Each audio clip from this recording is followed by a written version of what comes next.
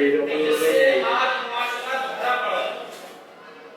سب سے پہلے ایمان یہ ہے کہ آپس میں ایک دوسرے کا تناسب مذاق بنا چکا۔ یہ آپ سب کو پتہ ہے نا، ایک عام بیماری ہے کہ کسی ایک کو موضوع سخن بناتے ہیں اور اس کا مذاق اڑانا شروع کرتے ہیں۔ اللہ رب العزت نے قرآن کریم کے اندر الگ الگ دونوں کو مخاطب کیا، کہ مردوں کو علیحدہ مخاطب کیا، عورتوں کو علیحدہ مخاطب کیا کہ تم اپنے لوگوں میں سے اپنے جنس میں سے کسی کا مذاق کرو۔ نبی علیہ الصلوۃ والسلام نے حدیث مبارکہ کے اندر ارشاد فرمایا کہ تم میں سے جو کوئی دنیا کے اندر اللہ کے مخلوقات خصوصاً اس انسان کا مذاق بناتا ہے تو کل قیامت کے دن اللہ رب العزت بھی اس کا مذاق بنائے۔ اور یاد رکھیں کہ میں اور آپ جو مذاق بناتے ہیں وہ ایسے ہی بیکار ہوتے ہیں، چند منٹ کی لطف اندوزی ہوتی ہے، نفس کو ریلیکس کرنے کا طریقہ ہوتا ہے، صرف اور صرف وقتی خوشی مل جاتی ہے، لیکن بعد میں اس کا قیامت میں اپنا ہی یاد کر رہا ہوتا ہے کہ میں نے غلط کیا۔ ایسا ہوتا ہے یا نہیں ہوتا بھائی؟ میں نے خدا کے ساتھ زیادتی کر دی، لیکن اللہ رب العزت جو مذاق کریں گے وہ مذاق میں اور آپ برداشت کرنے سے حاصل ہوں گے، اور پھر اللہ رب العزت کے ساتھ وہ ذات ہے کہ اللہ رب العزت کو اپنے دل پر اور اپنے کاموں پر کوئی احساس نہیں ہوگا جو چاہے وہ کر سکے۔ کل قیامت کے دن ایسے لوگ جو لوگوں کا مذاق بناتے ہیں ان کو لایا جائے گا اور جنت کے دروازے کو کھول دیا جائے گا کہ بھائی تم ذرا جنت کی طرف چلے جاؤ اور جنت میں داخل ہو جاؤ۔ جب وہ چلتے چلتے چلتے جنت کے دروازے پر پہنچیں گے، جنت کا دروازہ بند، پھر ان سے کہا جائے گا کہ وہ کھلا دروازہ کھلا ہے، وہ کھلا دروازے سے چلے جاؤ۔ جنت تو بہت بڑی ایک عظیم جگہ ہے، اس کا ایک دروازے سے دوسرا دروازہ ہی پتہ نہیں کتنے مسافت میں ہے، پھر اس کے دروازے کی چوڑائی لمبائی وہ ایک الگ مسافت ہے۔ جب دوسرے دروازے پر پہنچیں گے تو وہ دروازہ کھلا ہوا ہوگا، جب یہ پہنچیں گے تو دروازہ بند۔ کون لوگ؟ جو لوگوں کا مذاق بناتے ہیں۔ پھر تیسرے پر، چوتھے پر، پانچویں پر اس طرح تک حال کر اپنے گھٹنوں کے بل جل جائیں گے۔ اس سے کہا جائے گا کہ تم دنیا میں لوگوں کا مذاق بناتے تھے، تم اللہ کے بندوں کا مذاق بناتے تھے، اور اللہ نے قیامت کے دن میں تمہیں دنیا کے سامنے پورے عالم کے سامنے مذاق بنایا۔ اس لیے کبھی بھی یہ نہیں سوچا کرو کہ میں سامنے والے سے زیادہ مرتبے پر ہوں۔ ہوتا یہ ہے کہ ہم مذاق اس لیے بناتے ہیں کہ ہم سمجھ رہے ہوتے ہیں کہ وہ سامنے والے میرے مقابلے میں کوئی شے نہیں ہے، سامنے والے کو کچھ نہیں آتا، اس کو پڑھنا نہیں آتا، اس کو بات کرنی نہیں آتی، اس کو تو الفاظ بولنا نہیں آتے، اس کو چلنا نہیں آتا، کسی کو دیکھنے کے بجائے نکالتے ہیں، کسی کے دیکھنے کے اوپر اس کو تنگ کرتے ہیں، چڑھاتے ہیں، مذاق بناتے ہیں، کسی کی آنکھوں کا مذاق بناتے ہیں، کسی کے چلنے کا مذاق بناتے ہیں، کسی کے قرآن پڑھنے کا مذاق بناتے ہیں۔ مجھے بتائیے ساری کی ساری چیزیں دینے والا کون ہے؟ جب اللہ دینے والا ہے تو اللہ نے اس کو بھی دی ہے، اللہ نے آپ کو بھی دی ہے۔ ایک ہی ذات جب سب کو دینے والے ہیں، اور مجھے بتائیں جب میں اس بندے کا مذاق بنا رہا ہوں تو گویا کہ مذاق کس کا بنا رہا ہوں؟ اللہ کا مذاق بنا رہا ہوں، اور اللہ رب العزت کا جو مذاق بنائے گا وہ دنیا میں سکون سے رہ سکتا نہ ہے۔ اور اسی طریقے سے مذاق کرنے والوں کے الفاظ ایک دوسرے کو دنیا کے اندر برے الفاظ سے نہ پکارو کہ بھائی فلاں یہ ہے، فلاں وہ ہے، فلاں کی وہ چڑ، فلاں کی وہ چڑ، اس طریقے سے کبھی بھی نہیں کیا کرو۔ استاد اور شاگرد کا معاملہ پیار اور محبت کا ہوتا ہے، وہ اگر کچھ کسی بچے کو شاگرد کو کہہ رہے ہیں وہ ایک الگ بات ہے، لیکن دوسرا ساتھی اس کا مذاق نہیں کرتا۔ دیکھیے یہ تو سب کو معلوم ہے کہ میں استاد کا مرتبہ تو شاگرد سے اوپر ہے نا، اللہ نے استاد کا مرتبہ شاگردوں سے بلند کیا، لیکن شاگردوں کا مرتبہ آپس میں تو بلند نہیں ہے، وہ تو ایک دوسرے کے ساتھ کلاس فیلو کی حیثیت سے کہ میرا کلاس کا ساتھی ہے، تو اس کا آپ مذاق بنا رہے ہو تو کس بنیاد پر بنا رہے ہیں؟ کیا آپ کو زیادہ پڑھنا آتا ہے؟ کیا اس کو پڑھنا نہیں آتا؟ کیا اس کے پاس بال نہیں ہے؟ کیا اس کو چلنا نہیں آتا؟ کیا اس کو دیکھنا نہیں آتا؟ یا مجھے بتائیں اگر آپ اچھا قرآن پڑھتے ہیں، آپ کو اللہ نے اچھی آنکھیں دی ہے، اللہ نے آپ کو اچھی لہن دی ہے، اللہ نے آپ کو اچھا قرآن پڑھنا سکھایا ہے، تو یہ ساری کی ساری چیزیں کیا اللہ رب العزت سے آپ نے اور میں نے درخواست میں لکھوائی کہ اللہ مجھے یہ دے دے؟ کسی نے ایسا کیا تھا؟ फरमाई है, जिस पे अल्लाह चाहे करम नवाज फरमा दे, अल्लाह से कोई पूछने वाला नहीं है।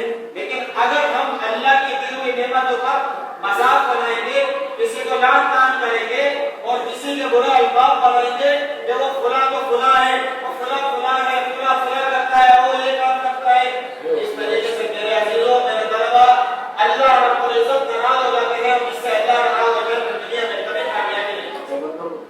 बिलसालिस्म फुसूक व अल ईमान, अल्लाह रब्बुल इज्जत ने मुझे और आपको अल्हम्दुलिल्लाह मुसलमान बनाया। अल्लाह रब्बुल इज्जत ने मुझे और आपको ईमान की दौलत से मालामाल फरमाया। कोई हमें मुसलमान कहता है, कोई मोमिन कहता है, कोई अच्छा इंसान कहता है, हमें लोग अच्छे अच्छे अल्फाज से पुकारते हैं। लेकिन अगर मैं किसी को बुरा कहूँ, किसी को गाली दूं, किसी के साथ बदतमीजी करूं, किसी के साथ मजाक बनाऊं, तो मुझे बताएं कि मैं कोई अच्छा काम करूं। फिर जो शख्स आपको जानता होगा कि आपने ये गलत काम किया है, वो कहेगा बड़ा बेकार आदमी है, बड़ा गंदा आदमी है, ये तो फासिक और फाजिर आदमी है।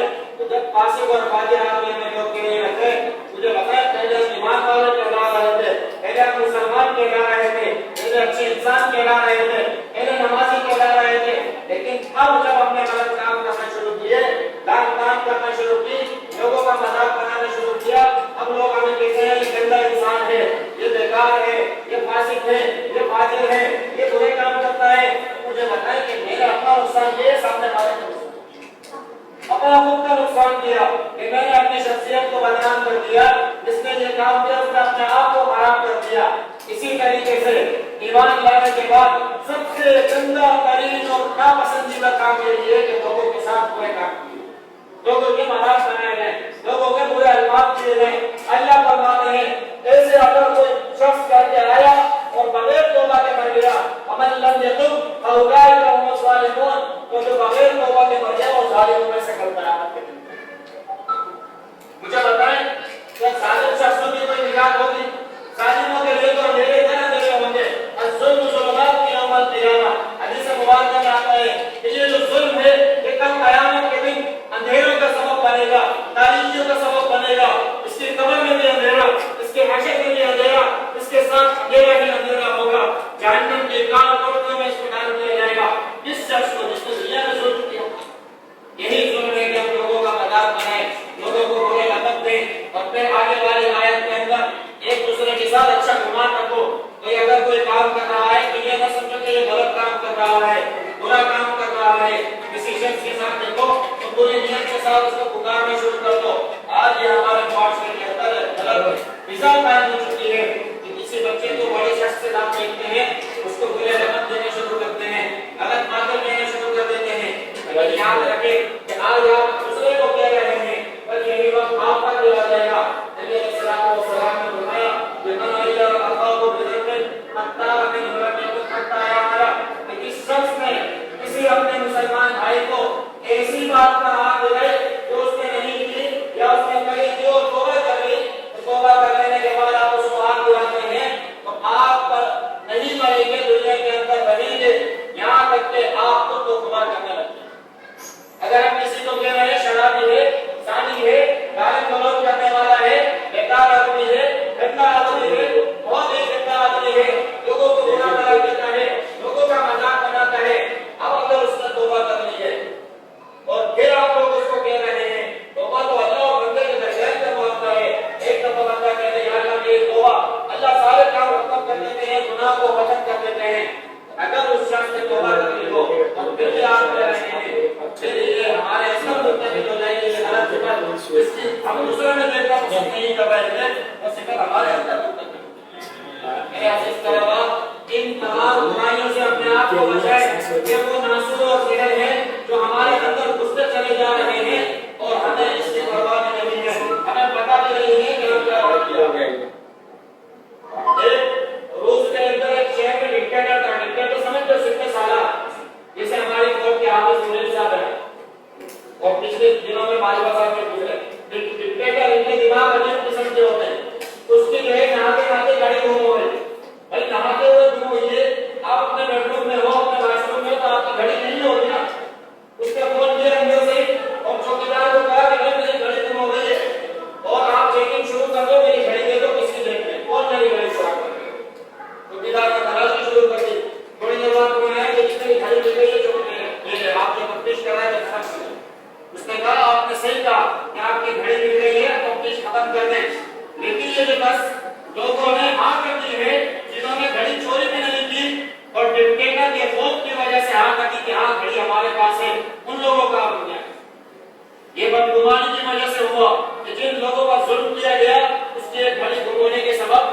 لوگوں نے ہاں کر لی تو اندازہ لگائیں کتنا ظلم کیا گیا ہوگا جب انہوں نے ہاں کی ہوگی اس گناہ کے لیے جو انہوں نے کیے ہوئی. یہ بدگمانی جیسا معصور ہے کہ ہمیں اندر سے ختم کر دیتا ہے. بدگمانی کرنے والے کے لیے جہنم تو بعد میں ہوگی, جہنم میں تو بعد میں رہے گا, قیامت کے بعد جائے گا, لیکن وہ اپنی دنیا کی زندگی کو جہنم بنائے, اپنی دنیا کی زندگی کو غلط کر دیتا ہے, فنا کر دیتا ہے, برباد کر کے رکھ دیتا ہے. ہر ایک کے مطابق یہی سوچ رہا ہوتا ہے کہ یہ فلاں فلاں ہے, فلاں فلاں ہے, اس کو اپنے علاوہ کوئی اچھے نہیں رکھا. تو اپنے اندر سے ان برائیوں کو ختم کریں, اپنے اندر سے ان چیزوں کو مٹا دیں, اپنے آپ کو ایمان کامل کے اسٹیپ پر لے آئے, درجے پر لے آئے. یہ سورہ حجرات کا دوسرا رکوع یہ انسانیت کے ان بیماریوں کو, ان روحانی بیماریوں کو ذکر کر رہا ہے اور ان کے علاج بتا رہا ہے جن سے آج ہم سب دوچار ہوتے ہیں. اپنے آپ کو ان برائیوں سے بچائیں, ایک دوسرے کا مذاق نہ بنائیں, برے لقب نہ دیں, بری باتیں نہ کہیں, کسی کے ساتھ برے گمان نہ رکھیں. برا گمان یہی ہوتا ہے کہ کوئی شخص کسی کے ساتھ جا رہا ہے, آپ نے توبہ لگا دی, گناہ کر کے برا گندا کام کر کے آ رہا ہے, تو میرے عزیزو یہ کام نہ کریں. یہ دو کام ہیں جو مجھے اور آپ کو دنیا میں بھی ذلیل کرے گا اور آخرت میں بھی ذلیل کرے گا. آخرت میں بھی جہنم میں لے کر جانے والے, دنیا میں جہنم بنا دے گا. دعا ہے کہ اللہ رب العزت ہم سب کو گناہوں سے بچنے کی توفیق عطا فرما دے.